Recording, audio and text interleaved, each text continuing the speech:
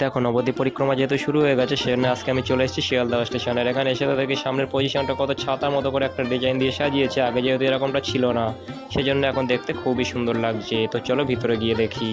তো দেখো ভিতরে এসে লাইনে দাঁড়িয়ে আমি শিয়ালদহ টু কৃষ্ণনগরের একটা টিকিট কেটে নিলাম। তো এখন আমি ট্রেন ধরবো।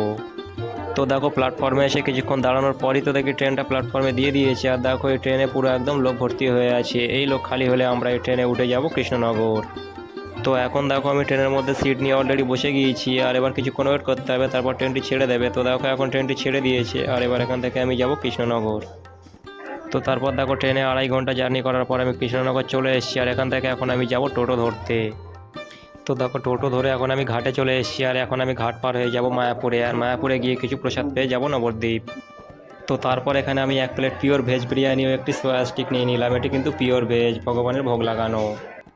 তো দেখো প্রসাদ পাওয়ার পর আমি গঙ্গা পার হয়ে আবার চলে যাচ্ছি নবদ্বীপ। আর তারপর নবদ্বীপে যেতে যেতে দেখো এখানে রাস্তায় নন্দী মহারাজের সঙ্গে দেখা হয়ে গেল। নন্দী মহারাজের চেহারাটাও দেখছো। তো দেখো কিছুক্ষণ রাস্তা হাঁটার পর এখন আমি মঠে চলে এসেছি, আর মঠে এখন আমি জায়গা নিয়ে রেস্টের জন্য বসে গেছি। তো বন্ধুরা ভিডিওটি যদি ভালো লেগে থাকে তাহলে একটি লাইক করে দিও, আর চ্যানেলটি সাবস্ক্রাইব করে অবশ্যই পাশে থেকো। আর হ্যাঁ, যেতে যেতে কেউ রাধে রাধে বলতে একদম ভুলো না।